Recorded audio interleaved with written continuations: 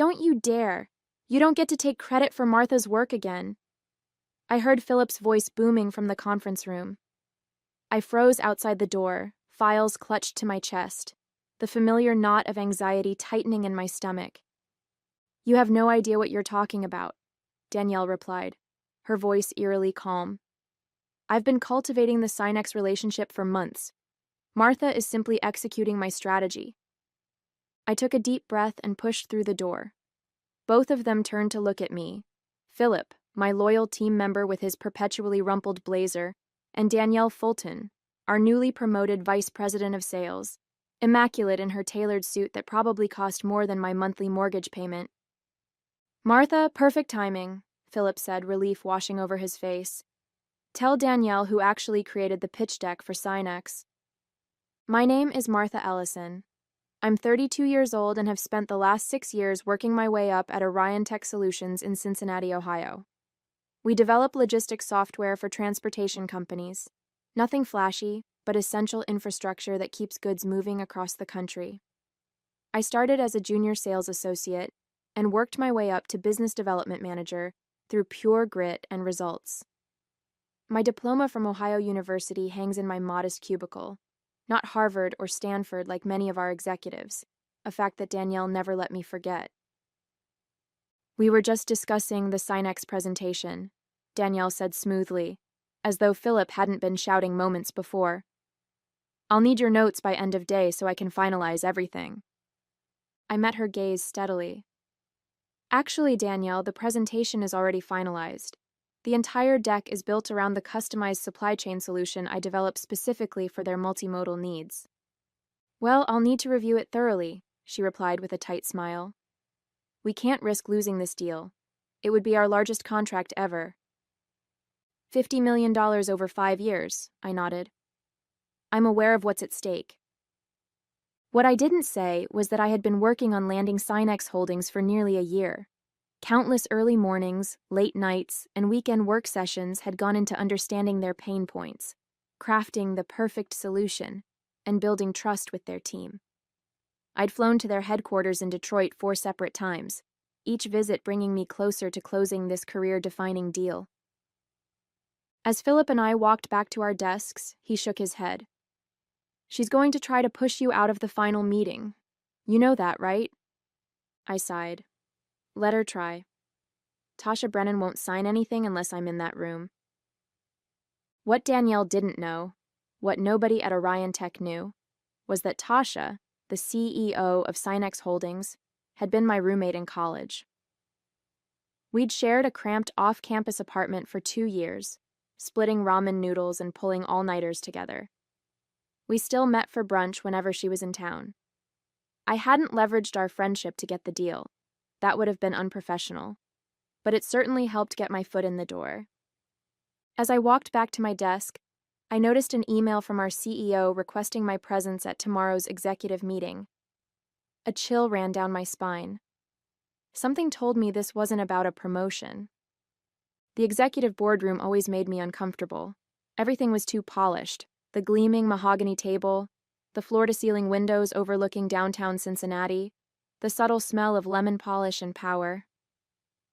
I smoothed down my department store blazer and took a seat at the far end of the table, painfully aware of being the only person in the room without an Ivy League pedigree. Our CEO, Jonathan Pierce, sat at the head of the table, his expression unreadable behind steel-rimmed glasses. Danielle sat to his right, a portfolio open in front of her. 3 other executives filled out the room, all men, all wearing nearly identical navy suits. Martha, thank you for joining us, Jonathan began. Danielle tells me you've made significant progress with Sinex Holdings. I nodded, pulling out my own notes. Yes, we're in the final stages. They've verbally committed to the full package, and we're scheduled to sign the contract next week. $50 million over 5 years with an option to renew. Jonathan leaned forward, fingers steepled. That's excellent work. It would be the largest contract in Orion Tech's history. Thank you, I replied, a small flutter of pride warming my chest. It's been a team effort, but yes, I'm proud of where we've landed. The thing is, Danielle interjected, We're concerned about Synex's enterprise-level needs moving forward. I frowned. I've built the entire proposal around their enterprise infrastructure. The implementation plan addresses every concern their IT department raised. Not just the technical aspects, Danielle continued smoothly. The relationship management. A client of this size requires a certain level of finesse. My stomach dropped. I'd seen this before. Danielle positioning to take over accounts after I'd done all the heavy lifting, but never with a client this significant. I've been managing the relationship for nearly a year, I said carefully. Tasha, Ms. Brennan, has specifically requested that I oversee the implementation. Danielle's smile didn't reach her eyes. Of course you've done excellent foundational work, Martha. No one's disputing that. But they were. I could see it in the way the executives exchanged glances, in the way Jonathan avoided my eyes. We need to ensure this flagship account receives our most experienced talent, Danielle continued. I'll be taking point on the final negotiations and signing. 6 years of loyalty. Countless weekends sacrificed. The biggest deal in company history nearly closed. And they were pushing me aside at the finish line. Is there a concern with my performance? I asked directly. Jonathan finally looked at me. Not at all. You've exceeded expectations. But as we grow, we need to consider the image we project to high-value clients. Danielle has experience with Fortune 500 accounts that you simply don't have. What he didn't say, but what hung in the air between us, was that Danielle had a Harvard MBA and connections in all the right places. I had a state school diploma and results. Somehow results weren't enough anymore. The next week passed in a blur of forced smiles and late nights. I handed over all my Synex files to Danielle, briefed her on every conversation I'd had with their team, and even drafted talking points for the final meeting. I did everything asked of me with professional courtesy, even as resentment burned in my chest. On Friday afternoon, with the contract signing scheduled for Monday morning, I received another calendar invitation from Jonathan. Another executive meeting, this time with HR copied. My heart sank. I knew what was coming, but it still felt like a bucket of ice water when I walked into the room and saw the manila folder sitting in front of my chair. Martha, thank you for your contributions to Orion Tech, Jonathan began, his corporate mask firmly in place. As you know, we're constantly evaluating our organizational structure to ensure we're positioned for the next phase of growth. I remained silent, waiting for him to get to the point. Beside him, Danielle had the decency to look slightly uncomfortable. We've decided to restructure the business development department, effective immediately, he continued. Unfortunately, your position has been eliminated. The words hung in the air between us, 6 years of my life discarded in a single euphemism. I see, I said, my voice surprisingly steady. May I ask why now, days before closing the largest contract in company history? This isn't about the Synex deal, Jonathan replied, though we all knew it was. This is about our long-term strategic direction. We need to elevate our team's credentials as we pursue more enterprise clients. You mean you need people with fancier diplomas? I said flatly. His expression tightened. We need people with elite educational backgrounds and enterprise experience moving forward.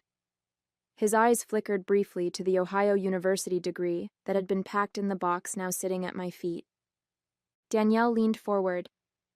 We're prepared to offer a generous severance package, 3 months' salary and benefits, plus a letter of recommendation. How thoughtful, I replied, the bitterness finally seeping into my voice. I could feel my face flushing with anger and humiliation. 6 years of sacrifice distilled into a paltry goodbye package. The head of HR, a woman I'd barely interacted with during my time at Orion Tech, slid the manila folder toward me. All the details are in here. We'll need your badge and laptop before you leave today. I looked at each of their faces, searching for a shred of genuine regret or appreciation for what I'd built. There was none. Just discomfort at an unpleasant task and eagerness to move on. Thank you for the opportunity, I finally said. standing up and gathering my things with as much dignity as I could muster. No dramatic speech, no tears, no begging. I simply took the folder, nodded, and walked out. As I packed up my cubicle, Philip hovered nearby, his face a mask of outrage and sympathy. "This is insane! After everything you've done? After Synex?" I carefully wrapped my Ohio University diploma in tissue paper. "It's fine, Philip. Really. It's not fine. You landed a $50 million deal, and they fire you before the ink is dry? You should fight this."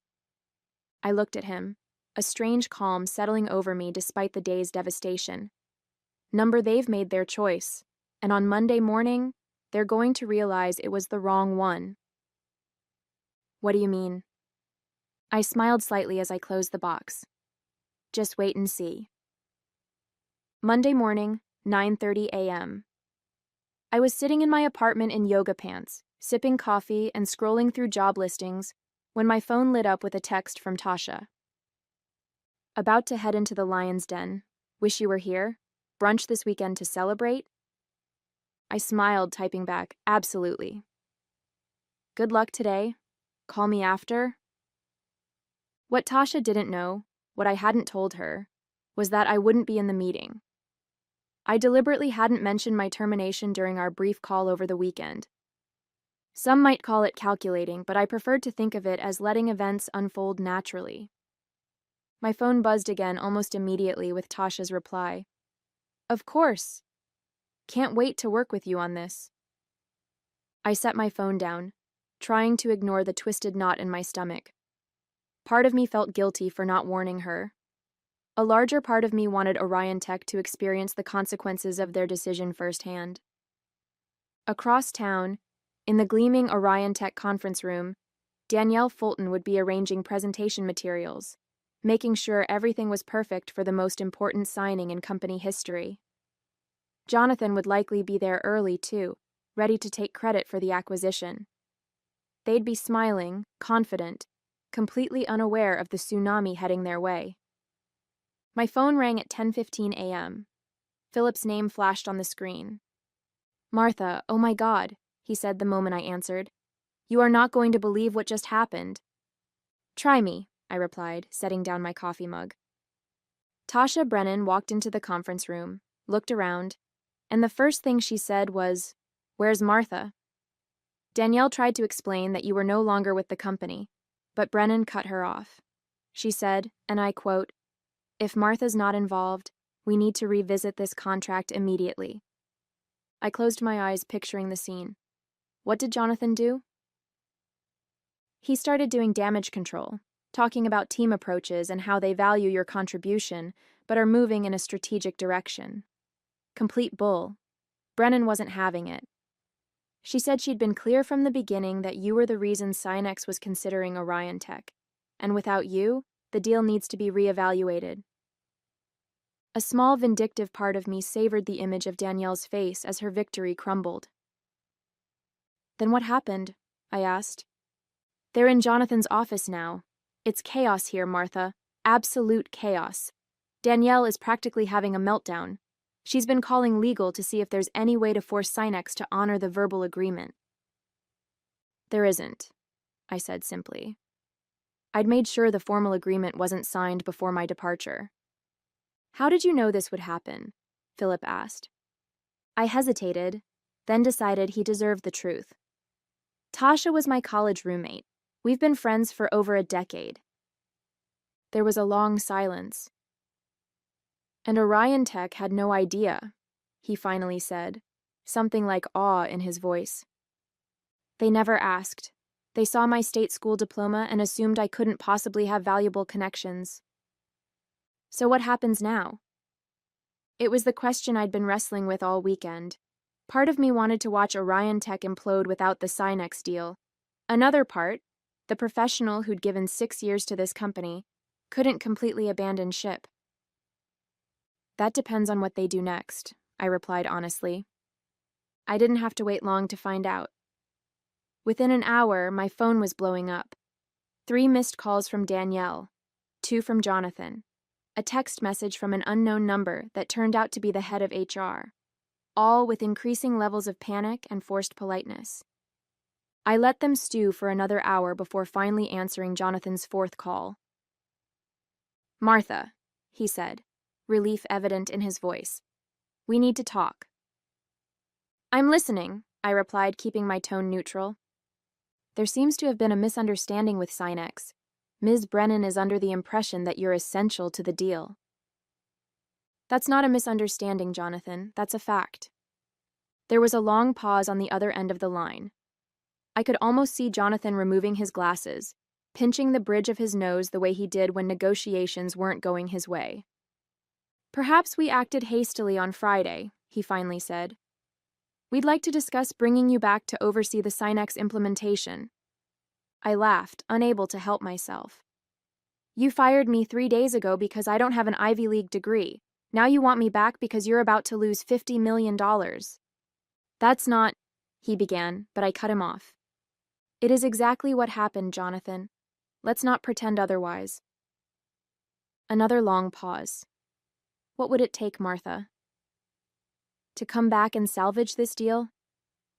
I'd spent the weekend considering this very question. At first, fueled by hurt and anger, I'd imagined demanding an outrageous salary, Danielle's job, public apologies. But as the initial sting faded, clarity emerged. I didn't want to return to a company that had discarded me so easily. No amount of money or title could repair that broken trust. "Nothing," I replied simply. "I'm not interested in coming back." "Everyone has a price," Jonathan insisted. "Name yours. Vice president title, equity, both?" "This isn't about money or titles. This is about respect. You showed me exactly how much you value my contributions on Friday afternoon. I admit we handled the transition poorly." "Transition?" I interrupted, my voice rising despite my efforts to remain calm. "You fired me days before closing the biggest deal in company history because my diploma didn't have enough Ivy on it. That's not a transition, Jonathan. That's elitism, plain and simple." The line went quiet again. When Jonathan spoke, his voice had lost its executive polish. "Tasha Brennan is threatening to walk. We're talking about $50 million, Martha. The board is having an emergency meeting this afternoon. That sounds like a problem for you and Danielle to solve with your elite degrees." "Please?" he said, and I was startled to hear actual desperation. "Just come to a meeting. Name your terms. Whatever you want." I thought about Tasha sitting in that conference room, defending me when I wasn't there to defend myself. I thought about all the late nights I'd worked while Danielle left at 5 sharp. I thought about the subtle digs at my state school education, the promotions that went to less qualified people with better pedigrees, the constant need to prove myself over and over again. "I'll think about it," I finally said, not quite ready to close the door completely. "But in the meantime, you should know that Tasha has integrity. If she says the deal depends on my involvement, then it does." I hung up before he could respond, my heart pounding. The phone rang again immediately, but I let it go to voicemail. Then a text appeared from Tasha. "These people are unbelievable. They fired you? After everything you did to land this account? I'm furious. Call me ASAP." I smiled despite myself and called her back. "Martha," she exclaimed upon answering. "What the hell happened? Why didn't you tell me they let you go?" "I wanted to see what they'd say," I admitted. "Whether they'd own up to it or try to hide it." "Well, they tried to spin some garbage about restructuring and strategic vision, but I wasn't buying it. The arrogance of these people. As if I wouldn't notice you were gone." "Thank you for standing up for me," I said quietly. "You didn't have to do that." "Of course I did. You're the only reason we considered Orion Tech in the first place. Their solution isn't even the best on the market, but you convinced me you could make it work for our needs." I hesitated before asking the question that had been hovering in my mind. "So what happens now? With the contract?" Tasha's voice took on the sharp, decisive tone I recognized from our college days when she'd decided something important. "That depends on you. If you want me to walk away from Orion Tech completely, I will. but I have another idea, if you're interested. I'm listening. You remember Gregory Wilson? He was a year ahead of us, economics major? Vaguely, I replied, trying to place the name. He founded Wilson Enterprise Solutions 5 years ago, direct competitor to Orion Tech, but with a more innovative approach. They've been trying to get a meeting with me for months. I sat up straighter, immediately seeing where she was going with this. Greg's looking for a new business development director, Tasha continued. Someone who understands logistics software and has connections in the industry. Sound like anyone you know? You want me to go work for a direct competitor? I asked, my mind racing with possibilities. I want you to interview with them, Tasha clarified. What happens after that is up to you and Greg. But yes, if you took the job and if their solution meets our needs, I'd be very interested in discussing a partnership. The pieces clicked into place with dizzying speed. I could jump to a competitor, bring Synex with me, and show Orion Tech exactly what they'd thrown away. It was the perfect revenge, professional, clean, and completely ethical. Send me Greg's contact information, I decided. I'll reach out today. Already texted it to you, Tasha replied, and I could hear the smile in her voice. He's expecting your call. 3 hours later, I was sitting in a downtown cafe across from Gregory Wilson, founder and CEO of Wilson Enterprise Solutions. He was younger than I expected, barely 40, with the energetic presence of someone who built something from nothing. Tasha speaks very highly of you, he said after we'd exchanged pleasantries. Says you're the most client-focused person she's ever worked with. I believe in relationships over transactions, I replied. Technology changes, but trust is constant. We spent the next hour discussing his company, my experience, and the logistics software market. Unlike my interviews at Orion Tech years ago, Greg never once asked about my educational background. He was focused entirely on results and approaches. So here's the situation, he finally said, leaning forward. We're a smaller player than Orion Tech, but we're growing fast. Our technology is superior, more adaptable, cloud native, better UI. What we lack is someone who can get us in front of the right enterprise clients. Someone with relationships and industry knowledge? I nodded. Exactly. I'll be blunt, Martha. I want to poach you. I want to offer you our business development director position, reporting directly to me. Full autonomy over your client strategy, equity in the company, and a salary that will make Orion Tech's best offer look insulting. My eyebrows rose. That's quite a pitch. I believe in investing in talent, Greg shrugged. And from what Tasha tells me, you're exactly the talent we need. The fact that Orion Tech was stupid enough to let you go is their loss and my gain. For the first time since Friday, I felt a genuine smile spread across my face. I like your approach, Greg. When would you need an answer? How about right now? He challenged, a twinkle in his eye. I laughed. I appreciate the enthusiasm, but I'll need to see the formal offer first. Though I have to admit, I'm definitely interested. Fair enough. I'll have it to you by end of day. He stood and extended his hand. I'm looking forward to working together, Martha. As we shook hands, my phone buzzed with another call from Jonathan. I silenced it without looking. Problem? Greg asked, noticing the gesture. Not anymore, I replied with certainty. By the time I got home, I had 7 missed calls from Orion Tech executives, 3 voicemails pleading for a meeting, and an email from Danielle that was almost comically desperate. I deleted them all and opened the formal offer Greg had sent over. The compensation package made me gasp. Base salary twice what I'd been making, significant equity, signing bonus, relocation allowance if I wanted it. Most importantly, the title and authority I deserved. I signed it immediately and emailed it back. Then I called Tasha. It's done, I told her. I start at Wilson next Monday. Perfect, she replied, satisfaction evident in her voice. I just emailed Orion Tech formally, withdrawing from contract discussions. How did they take it? Like they'd been hit by a truck. Jonathan actually suggested they might take legal action. I snorted. On what grounds? You never signed anything. Exactly what I told him. I also mentioned that we're exploring other options that better align with our strategic direction. Let me guess. You're meeting with Wilson next week. Tuesday morning. I thought you might want to sit in. I laughed, feeling lighter than I had in months. Wouldn't miss it for the world. The next months unfolded like a masterclass in professional karma.